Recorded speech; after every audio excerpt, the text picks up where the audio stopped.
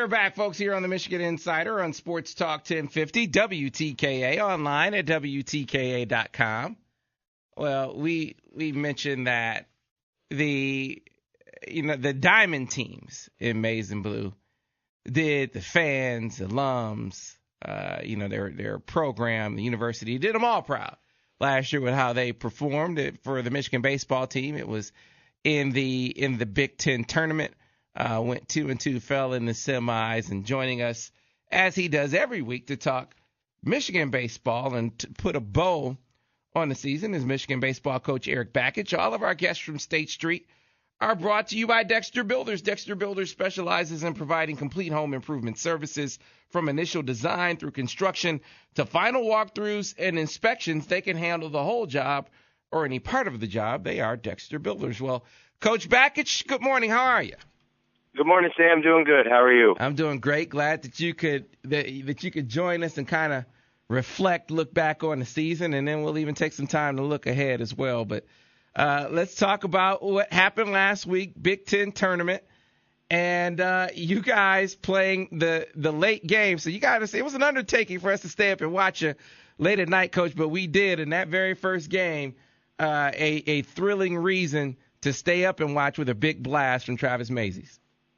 Yeah, that was the hit of the game. We really didn't have much going, but we got a good starting pitching performance from Trent Skutnik. We played pretty solid defense, and Travis broke the game wide open and with a 3-run bomb, and I mean bomb, into the middle of the bleachers in right center field, and he crushed it, and he was on fire all week. But that was the difference in the game for sure.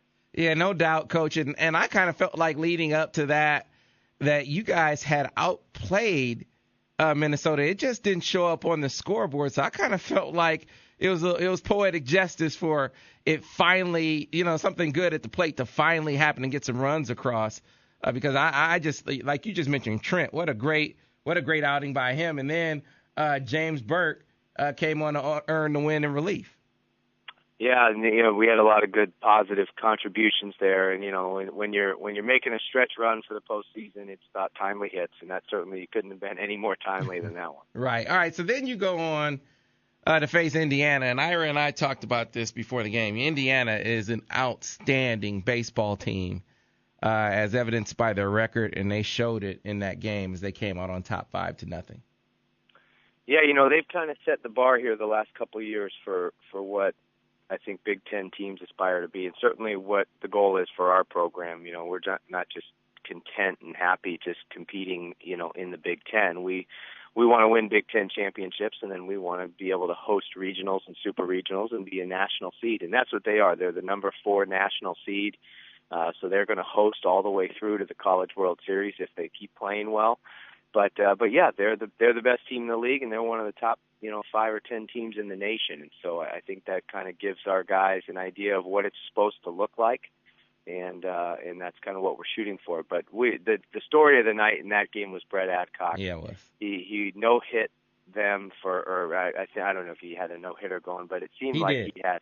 Okay, yeah, he did. Well, he was dominant. I don't know. I forget how long his no hitter. Maybe to the 6th inning or something like that. It was 3-5. Yeah. So he shut him out and just really held their offense down, and that's as explosive of an offense as there is.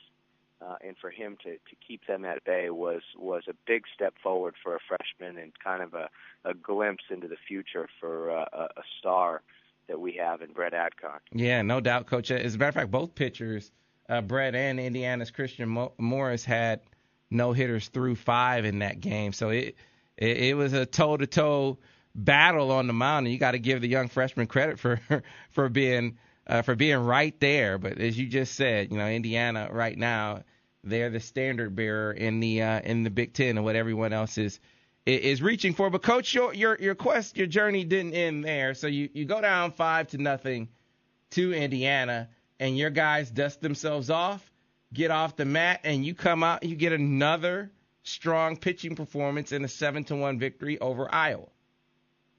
Yeah, Evan Hill pitched really well, and he's been ever since the Northwestern game when he got the midweek start against Central Michigan a few weeks back, he's really cleaned it up as far as just pounding the strike zone and throwing his second and third pitches in there, and it just seems much more under control mentally. And so, he was great. He held them down. He let our offense separate. We score a few runs, put up a 2, a 3, a 2 spot, and just really kind of separate the game a little bit and allow us to get, just advance to the next day, which is what we needed to do. Right. And so you get to that next day, and then it ends with Nebraska, another obviously good team.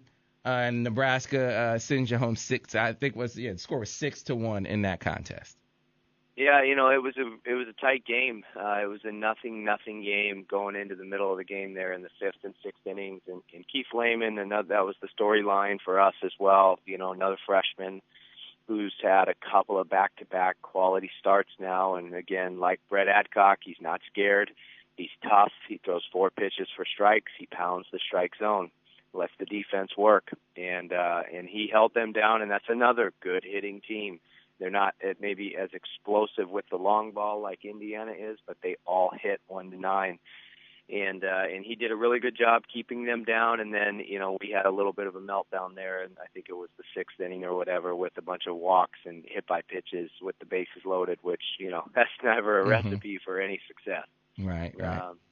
So they separated. We weren't able to, to fight back, and that's how the season ended. But, the Big Ten tournament showed some pretty good glimpses of what our pitching staff is going to continue to be. Yeah, I agree wholeheartedly, Coach. That's exactly where I want to start when we talk about looking at next season. We're talking to Michigan baseball coach Eric Bakich here on the Michigan Insider on Sports Talk 1050 WTKA, online at WTKA.com. So your pitching staff wrapped up 2014 with a team ERA of 3.21. Trent's back. You're going to have James Burke back. Brett Adcock obviously was a freshman. Evan Hill's back. You guys have a lot to look forward to from a pitching perspective next year. Well, I think Trent and James are going to get drafted here next week in the Major League Baseball draft, and both of them probably going to be selected in a position where they would certainly consider signing. I think from our standpoint, we expect that that's going to happen. But even moving past them, Evan Hill and Brett Adcock and Keith Lehman and Matt Ogden returns. He was 8-1 last year with a 2-something ERA, and so he's back after missing all of this season with injury. So we've got a lot of good pieces. We've got 6 pitchers coming in that are all very good, highly touted. A lot of them, you'll hear their name called on draft day as well.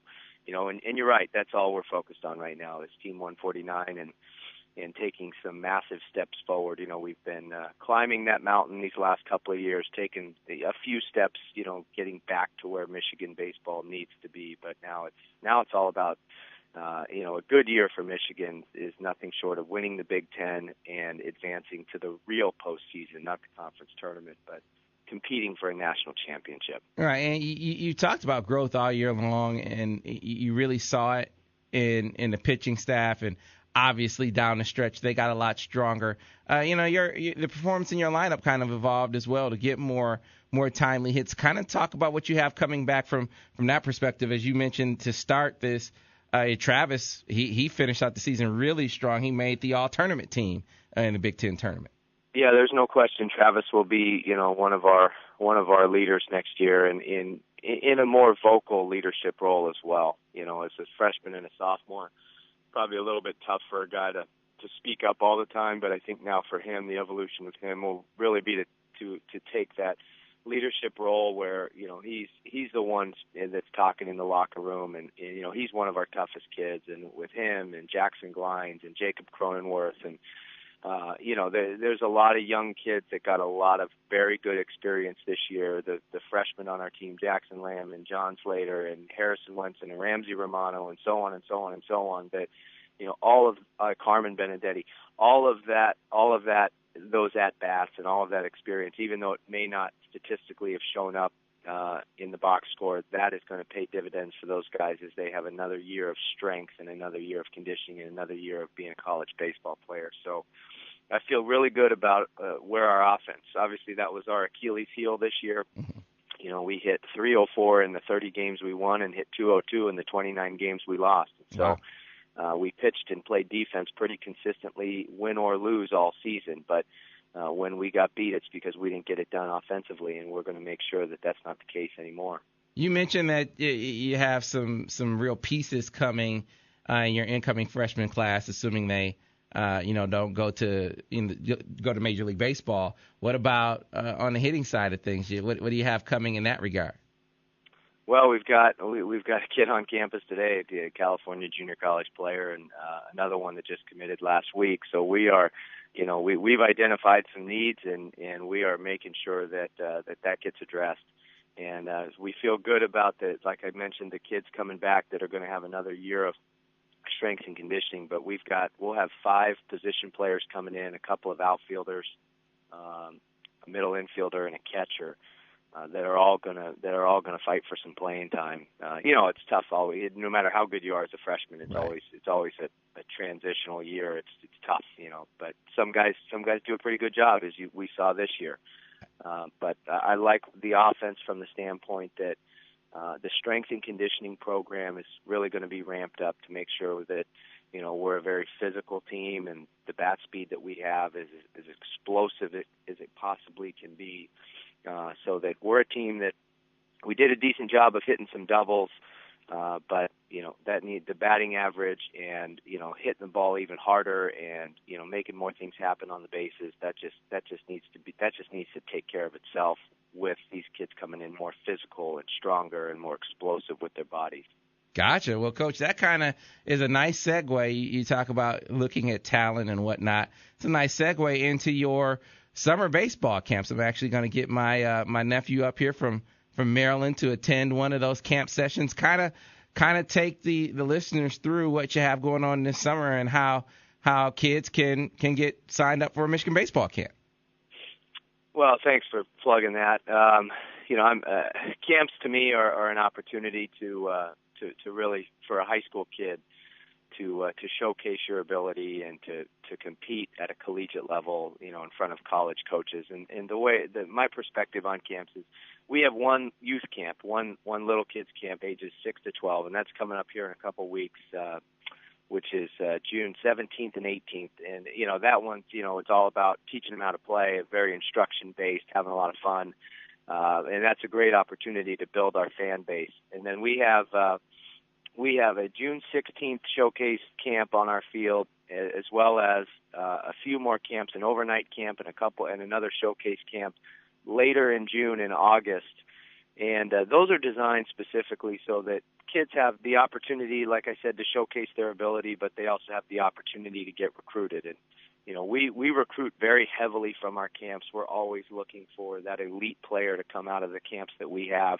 But we also invite a lot of Division I schools and Division II schools, Division III schools, NAIA schools to come in and be the camp staff, because I know that there's a next level for every kid. Not everybody can play at Michigan or play at a high Division I level, but we want to make sure all these kids coming in will have an opportunity to get seen and find that next level for themselves.